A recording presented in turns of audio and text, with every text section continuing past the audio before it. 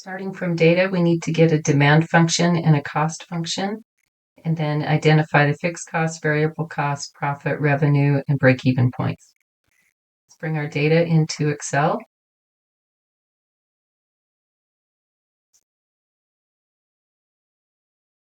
And it looks like I got an extra row up here. Shouldn't matter. Let's get a scatter plot.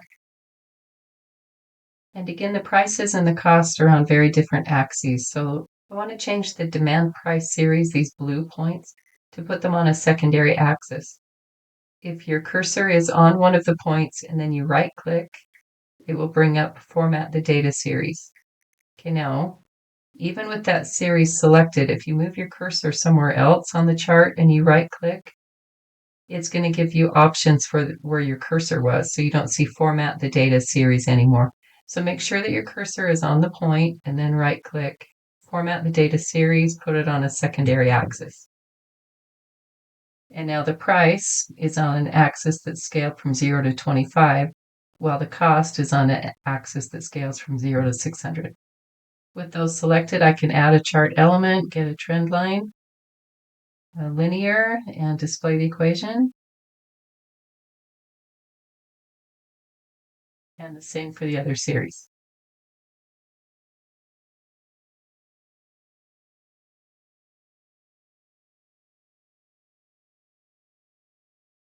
Let's document this. Negative 0.1471x. Let me go ahead and make that a Q. Plus 30.882. And cost 2.8286 plus 286.09. Okay. Identify the fixed cost. Fixed cost will be the constant here.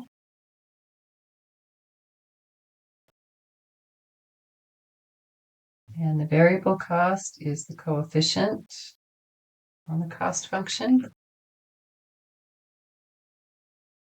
Find the revenue and profit functions. For the revenue, I need price times quantity. So price, just going to copy this in,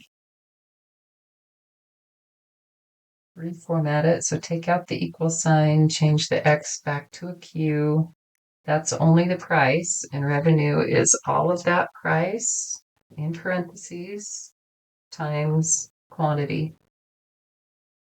Then profit will be revenue, take away parentheses, and then my cost function.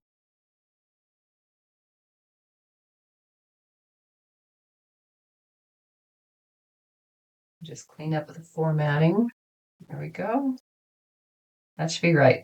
Let me check what I've got so far. Good. Okay, now I need to evaluate all of those at 95 units and also find the break-even points. And to do that, I need to create some data. Quantity, price, cost, revenue, and profit. Using 95 for the units. Price is negative 0.1471 times by Q plus 30.882. And notice how my row is overlapping into the previous row again. I can change that two ways. I can either make my font smaller. And now if I say equals and then I do my cost, see how it's not overflowing anymore. But the font is kind of small.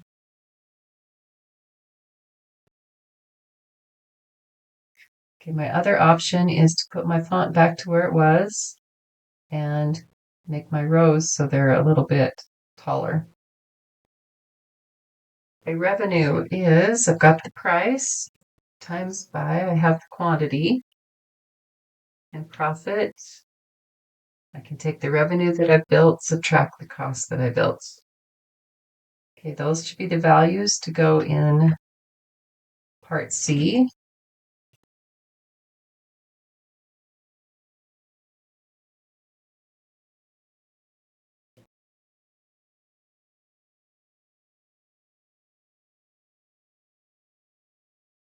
And now to find the break-even points, I need some data. I get some points to plot and copy my formulas down. And then select your quantity column. Hold down the control key and select your profit column. Insert a chart. Looks like I'll have one answer pretty small, maybe about 10, and the other one about 170. I should be able to see that in the data also. So between 10 and 20, the profit goes from negative to positive. So there would be a zero value there. Let's find it.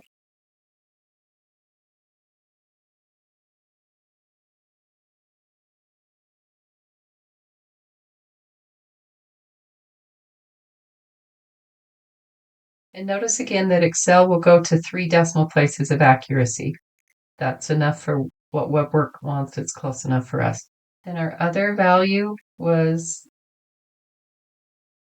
around about 170. We can see the profit goes from a positive to a negative. I'll take this row, set that profit to a value of 0 by changing the corresponding number of units. And take my values and put them into WebWork. And it shouldn't matter what order you put them in, just separate by a comma.